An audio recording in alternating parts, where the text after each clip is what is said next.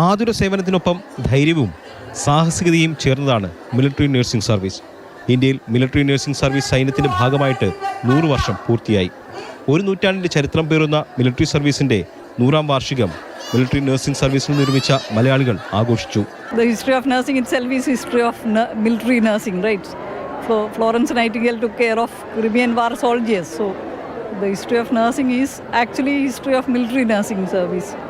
So as far as in India it is concerned, it is really momentous occasion that we are celebrating 100th.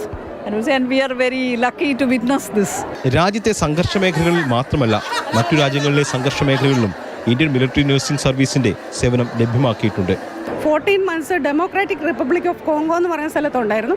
അപ്പം അവിടെ എന്ന് പറഞ്ഞാൽ ഈ UN peace keeping ഫോഴ്സിൻ്റെ കൂടെ അപ്പം നമുക്ക് ഇന്ത്യയുടെ ഒരു ട്രീറ്റി ഉണ്ടല്ലോ. അപ്പം ഞങ്ങളൊരു ബാച്ചായിട്ട് ഞങ്ങൾ പോയി. അപ്പോൾ ഞങ്ങൾ പോയപ്പോൾ ഒരു 20 മെഡിക്കൽ ഓഫീസേഴ്സും ഞങ്ങളൊരു 5 നഴ്സിംഗ് ഓഫീസേഴ്സും ഉണ്ടായിരുന്നു. അപ്പോൾ അവിടെ ഒരു 14 months നമുക്ക് എക്സ്പീരിയൻസ് ഉണ്ട്. അവിടെ എന്ന് പറഞ്ഞാൽ ആ ഒരു കൺട്രിക്ക് നമ്മൾ ഇന്ത്യ കൊടുക്കുന്ന ഒരു മിലിറ്ററി സപ്പോർട്ടാണ്. അപ്പം നമ്മളും അതിൻ്റെ ഒരു പാർട്ടായിട്ട് ഒരു ഹോട്ടൽ ഫുൾ ഹയർ ചെയ്തിട്ട് നമ്മൾ ഹോസ്പിറ്റലായിട്ട് കൺവേർട്ട് ചെയ്ത് അവിടെ നമ്മൾ 24 hours ഡ്യൂട്ടിയിലായിരിക്കും. അപ്പം ഞങ്ങളോട് പറഞ്ഞിരിക്കുന്നത് അപ്പം നമുക്ക് എന്ത് പ്രശ്നമുണ്ടെങ്കിലും നമ്മൾ ഒരു ചെറിയ കിറ്റ് റെഡിയാക്കി വെക്കുക. എപ്പോഴെങ്കിലും ഫ്ലൈറ്റ് വരും നമ്മളതിൽ പോകണം. കാരണം അവിടെ മൈൻ ബ്ലാസ്റ്റ് നമ്മൾ 6 o'clock കഴിഞ്ഞാൽ വെളിയിലോട്ട് പോകാൻ പറ്റത്തില്ല. ഈ മതിലിനൊക്കെ നല്ല ഹൈറ്റാണ്.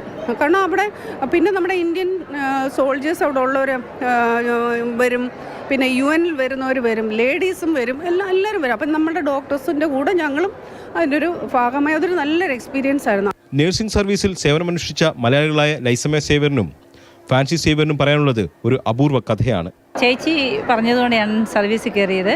മിലിറ്ററി നഴ്സിംഗിൻ്റെ ഒരു ഭാഗമാകാനും അത് 100ാമത്തെ വർഷം ആഘോഷിക്കുന്ന ഇടവേളയിൽ ഞങ്ങൾ രണ്ടുപേരും കൂടി വന്ന് ഒരുമിച്ച് ഞാനിപ്പോഴാണ് റിട്ടയർഡായത്.